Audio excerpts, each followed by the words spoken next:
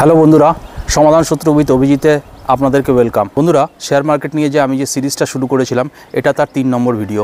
এর আগের দুটো ভিডিওতে আমি আপনাদেরকে জানিয়েছি যে সাইকোলজি কী অ্যান্ড আপনি যখন মার্কেটে এন্টার করবেন আপনার কি কি দরকার। তার মধ্যে আমি বলেছিলাম মাইন্ডসেট হচ্ছে এভরিথিং। আজকে যে বিষয় দুটো নিয়ে কথা বলবো সেটা হচ্ছে গ্রিড অ্যান্ড ফিয়ার, মানে লোভ এবং ভয়। কেন বলছি এই দুটো খুব ইম্পর্টেন্ট, যে আপনি যদি লোভটাকে কন্ট্রোল করতে পারেন এবং ভয়টাকে কন্ট্রোল করতে পারেন তাহলে কিন্তু শেয়ার মার্কেটের লস আপনাকে কেউ এনে দিতে পারবে না।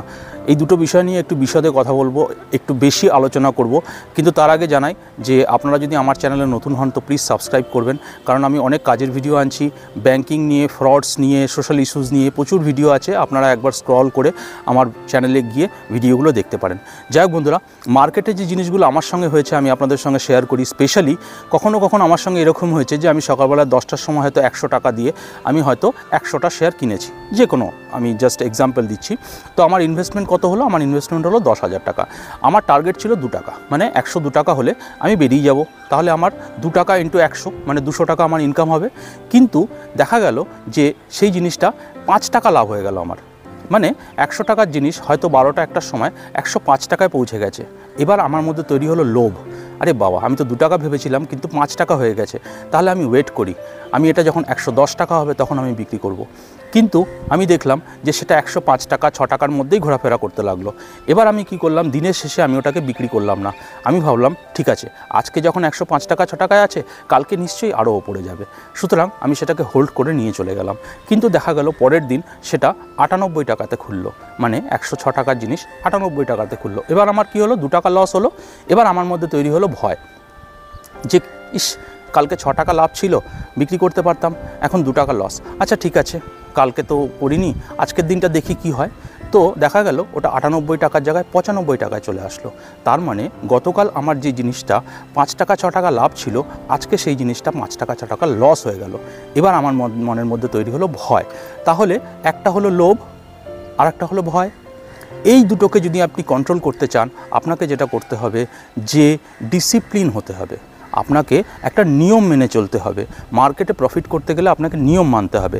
আপনি লোভ বা ভয় এই দুটোর কবলে যদি পড়ে গিয়েছেন, এই দুই ইমোশনের মধ্যে যদি ফেসে গিয়েছেন, তাহলে কিন্তু মার্কেটে আপনার লসই হবে।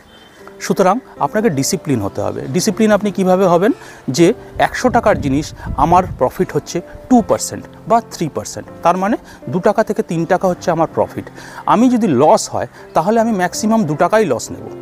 তার মানে 100 টাকার জিনিস 103 টাকা হয়ে গেলে সে মার্কেট যেখানেই যাক, মানে 100 টাকার জিনিসটা যদি 115 টাকাও চলে যায়, আমি তার জন্য ওয়েট করব না। আমার কাজ হচ্ছে 2 to 3%, মানে আমি 100 টাকার জিনিস 3 টাকা লাভ হলে বেরিয়ে যাব, আমার লসও আমি 2% নেব, মানে 98 টাকায় যদি চলে আসে আমি বিক্রি করে দেবো। এটা হচ্ছে ডিসিপ্লিন। সুতরাং এই ভয় আর এই লোভ, এই দুটো জিনিস থেকে বাঁচার একটি মাত্র উপায়, সেটা হচ্ছে ডিসিপ্লিন। আপনাকে আপনার ইমোশনসটাকে কন্ট্রোল করতে হবে, আপনাকে ডিসিপ্লিন হতে হবে। দেখুন, অপশানসে যারা ট্রেড করে, আমার এক সাবস্ক্রাইবার লিখেছিলেন অপশানস নিয়ে ভিডিও করার। অপশানসে যেটা হয়, সবথেকে যেটা প্রবলেম হয় অপশানসে, যে আপনার 100 টাকার জিনিস উইদিন 1 মিনিট দেখা যাবে 150 টাকায় পৌঁছে গিয়েছে। আবার এটাও হতে পারে 100 টাকার জিনিস উইদিন 1 মিনিট 20 টাকায় চলে এসছে। সুতরাং অপশান ইজ নট ফর, মানে আমাদের মতন সাধারণ রিটেলারদের জন্য নয় অপশানস। কিন্তু আমরা অপশানস করি কেন বলুন তো? ওই যে বললাম লোভ, আর ওই লোভের চক্করেই কিন্তু আমরা শেষ হয়ে যাই। সুতরাং শেয়ার মার্কেটে যদি আপনি টিকে থাকতে চান, যদি আপনি প্রফিট করতে চান, তাহলে আপনাকে এই ভয় আর লোভ এই দুটোর উপরে আপনাকে জিততে হবে, আপনাকে জয় করতে হবে এবং আপনাকে ডিসিপ্লিন হতে হবে। আপনি একবার যদি ডিসিপ্লিনভাবে ট্রেড করতে শুরু করেন, তাহলে আপনাকে কেউ লস করতে পারবেন না। বিষয়গুলো আরও অনেক আছে, একটা একটা করে আমি করছি। আমি বন্ধুরা আপনাদের কাছে রিকোয়েস্ট করব, এক তো শেয়ার মার্কেটে নিশ্চয়ই আপনি আসবেন। অনেকে বলে যে না, শেয়ার মার্কেটে আসবেন না, কিন্তু আমি বলবো আপনি যদি আপনার ফিউচার সিকিওর করতে চান, আপনার ফিউচারকে অনেক ভালো করতে চান, অনেক উন্নতি করতে চান, তাহলে শেয়ার মার্কেটের থেকে ভালো জায়গা আর কোথাও নেই। কিন্তু আপনাকে এই দুটো জিনিসে কন্ট্রোল আনতে হবে, এক হচ্ছে ভয়, এক হচ্ছে লোভ। বেশি লোভ করবেন না আর বেশি ভয়ও করবেন না, মানে হারিয়ে যাওয়ার ভয়টা করবেন না। চলে যাচ্ছে, নো প্রবলেম, আপনার 100 টাকাটা 98 টাকা হয়েছে, কিন্তু 98 টাকার তো পড়ে আছে না। আপনি যদি ভাবেন যে না ঠিক আছে আমি ওটা ওয়েট করবো 90 টাকা পর্যন্ত, তাহলে কিন্তু আপনার 10 টাকা চলে গেল।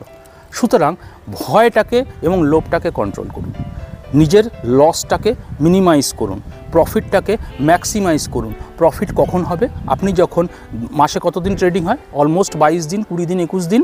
আপনি 20 দিনের মধ্যে যদি 5 দিন লস করেন, 15 দিন লাভে থাকবেন। সুতরাং সবসময়তে মাথা রাখবেন, ডিসিপ্লিন হতে হবে এবং ভয় আর লোভকে সম্বরণ করতে হবে, কন্ট্রোল করতে হবে। এই দুটো জিনিস করুন বন্ধুরা, নিশ্চয়ই প্রফিটেবল হবেন। যাই হোক, সিরিজটা একটু লম্বা হবে কারণ একটা একটা করে টপিক ধরছি। পুরনো ভিডিওগুলো দেখবেন। সবাই ভালো থাকবেন। আশা করি ভিডিওটা কাজের হলো। জয় হিন্দ, জয় ভারত।